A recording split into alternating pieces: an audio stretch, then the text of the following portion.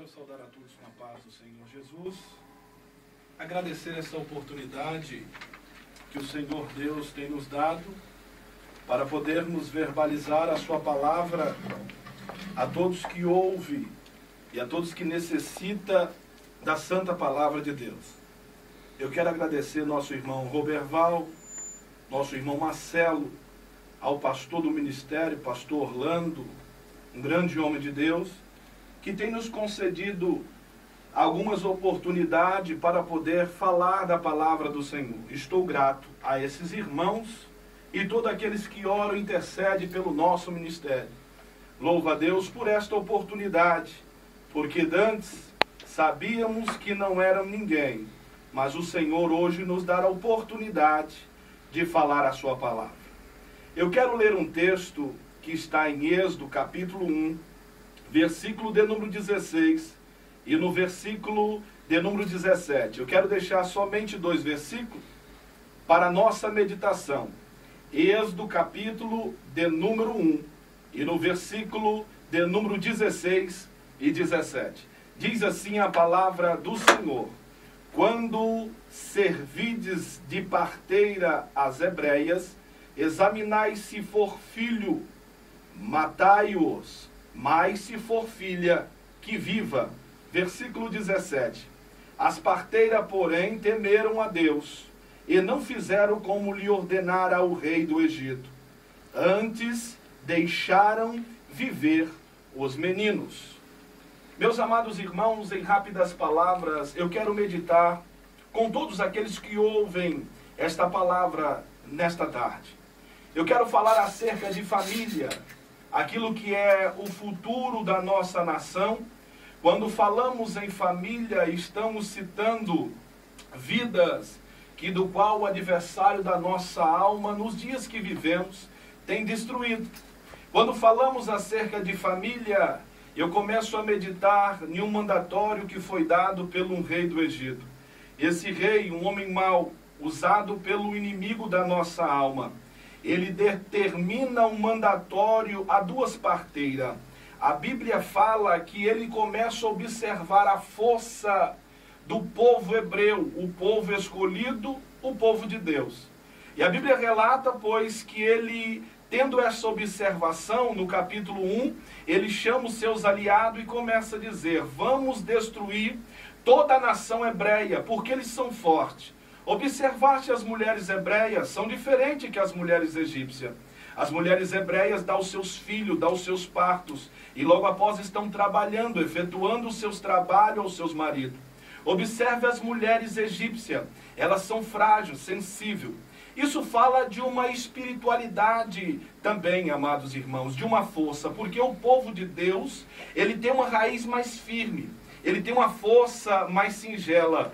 Pois a Bíblia nos fala que o Senhor, ele compara os seus remanescentes com uma palmeira. A palmeira, o vento vem, leva ela ao lado, leva para o outro. Ela permanece firme. Este é o povo de Deus. Mas a Bíblia relata que eles chegam e começam a tentar destruir o povo de Deus. E ele levanta um mandatório dizendo para as parteiras. A Bíblia fala que as duas se chamavam, uma se chamava Cifra, a outra se chamava Puã, mulheres tementes ao Senhor. E quando o general daquela pátria, ele ordena que quando a criança for nascendo, antes que ele corte o umbigo, ou seja, o seu umbigo, que fosse a sua morte, por que não forçar o seu pescoço? E tirando a sua vida, não poderia gerar. Mas a Bíblia diz, no capítulo 1, versículo 17, que as mulheres que foi chamada para executar este mandatório, elas tinham uma temência a Deus. E a Bíblia relata que ele não conseguiu destruir toda esta nação. O interessante desse texto, quando nós falamos acerca de família, estamos falando a destruição de filhos. Quando nós observamos o século que nós vivemos, não está muito diferente. A destruição com as nossas crianças. O inimigo, ele sempre foi perito em destruir lares. Se você for olhar ao golpe da Bíblia, à luz da palavra do Senhor, o início do ato do nosso inimigo, ele foi destruir depois que ele desce do céu. o primeiro ato, meus amados irmãos, do inimigo da nossa alma foi destruir a primeira família da terra. Em Gênesis, a Bíblia vai dizer que quando Deus une o casal, porque ele vê e acha que não era bom que o homem vivesse só. No jardim do Éden, o Senhor cria uma família.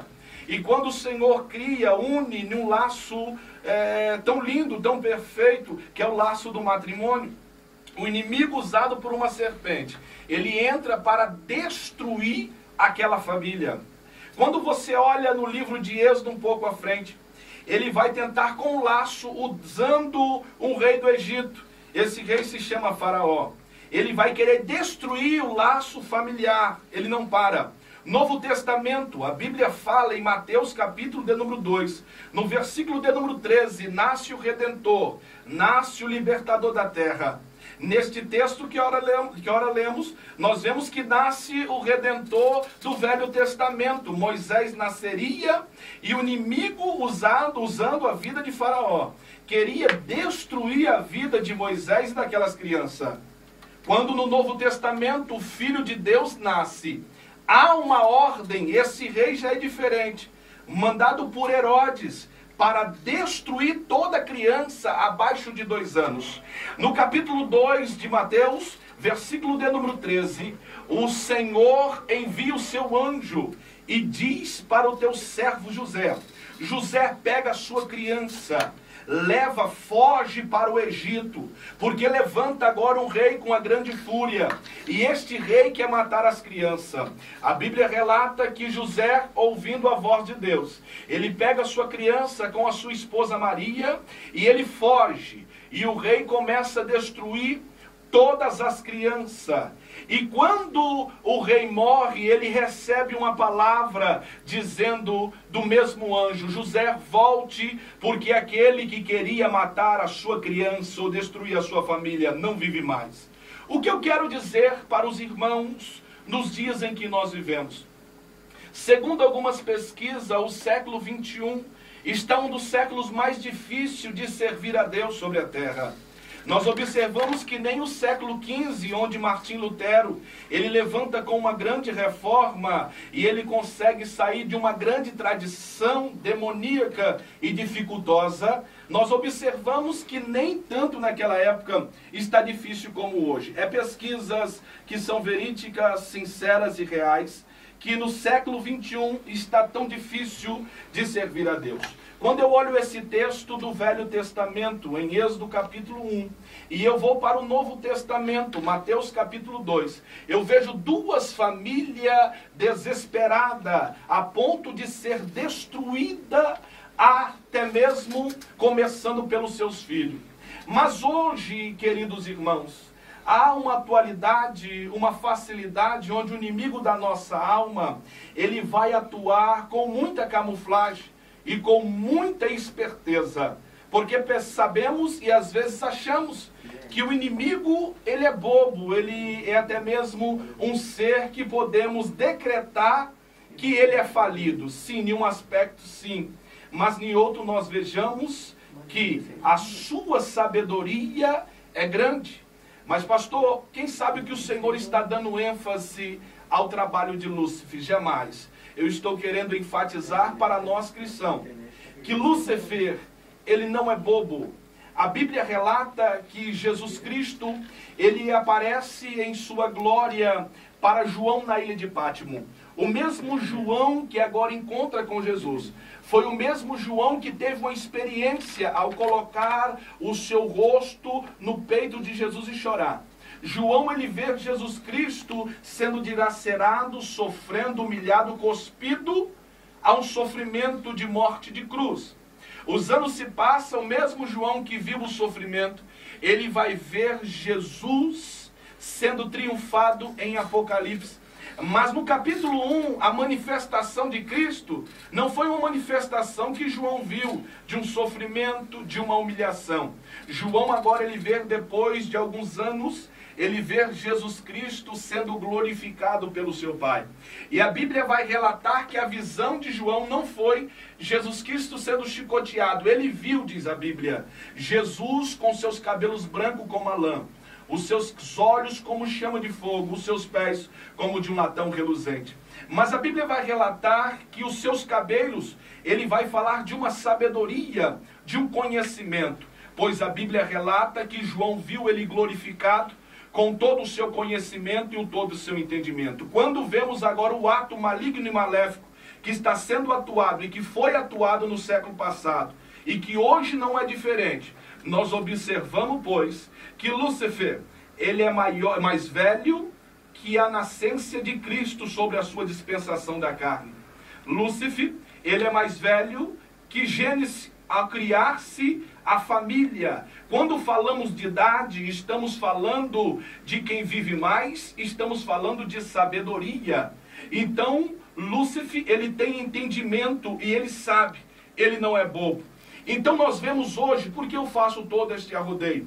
Porque muitas pessoas, eles declaram que Lúcifer é derrotado, até concordo, que Lúcifer não tem entendimento, de uma parte concordo, mas de outra, ele não amplia o seu conhecimento. E não ampliar o seu conhecimento contra a astúcia de Lúcifer, ele fica exposto ao ato do mal e ele cai-se na frente. Quando eu falo acerca deste conhecimento, eu falo da atualidade que o inimigo da nossa alma está usando para destruir as famílias. O inimigo, ele não é bobo. Se nós usarmos a expressão que ele se manifesta em forma horrorosa como os muitos pensam, a Bíblia vai dizer diferente, que para enganar o servo, que para enganar o justo, ele se transforma até mesmo em anjo de luz. O que eu quero dizer, meu querido? Eu quero enfatizar nessas poucas palavras a sua consciência. E por que não dizer para que você esteja conscientizado? Acerca de quê? Que o investimento de Lúcifer no século que vivemos não está brincadeira. No ano, ou seja, no Velho Testamento, ele atuou para destruir o povo hebreu.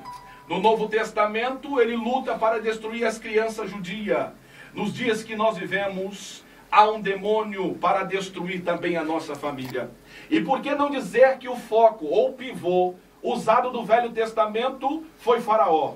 E possamos dizer também que o pivô, o instrumento a ser usado no Novo Testamento, foi-se Herodes. Pastor, e hoje no século que nós vivemos, ele está atuando da mesma forma dentro de uma camuflagem que às vezes nós não conseguimos enxergar.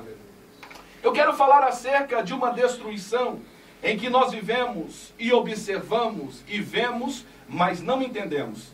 Se você liga os rádios, se você abre a página da internet, ou se você liga a sua televisão, de meio-dia até às 6 horas da tarde, são tragédias, derrota, destruimento. A destruição, quando nós falamos, é nas nossas crianças brasileiras. Por que eu não posso dizer no globo terráqueo? Porque eu só posso dizer aquilo que eu estou vivendo e aquilo que eu estou vendo. Se nós abrirmos a página da internet, abrimos a nossa televisão, há um demônio que da mesma forma foi usado com Faraó, e da mesma forma usado pelo Herodes para destruir a nossa família, para destruir os nossos filhos, para destruir as nossas crianças. Hoje ele até muda o nome, continua o mesmo teor maligno e maléfico, mas o seu nome muda. Há um demônio que atua em nosso meio, até que é uma expressão, até que podemos dizer, um vocábulo até bonito. A expressão que eu quero usar hoje se chama a pedofilia. Se nós observarmos hoje o dia em que nós vivemos, este demônio ou esse espírito maligno, ele não está brincando, ele está entrando com impetuosidade, com autoridade, dentro do nosso solo pátrio Brasil, e destruindo as nossas crianças. Queridos e amados ouvintes da palavra de Deus, se nós começarmos a analisar, nós vamos nos precaver à luz da palavra. Quando eu falo nos precaver, eu vou olhar uma mulher que tem um compromisso com Deus. Eu vou olhar uma pessoa que vai fazer um pedido. Do capítulo 1 de 1 Samuel, versículo de número 11. Está uma mulher com o coração aclamado, uma mulher com o coração sofrido, uma mulher com o coração debilitado. Só que ela faz um pedido a Deus, e logo após ela faz a sua promessa. Porque o cristão, quando ele pede, e quando ele fala que ele vai efetuar algo para Deus, eu tenho certeza que Deus é fiel para ouvi-lo. e nós temos que permanecer fiel para efetuar o nosso pedido. Essa mulher se chama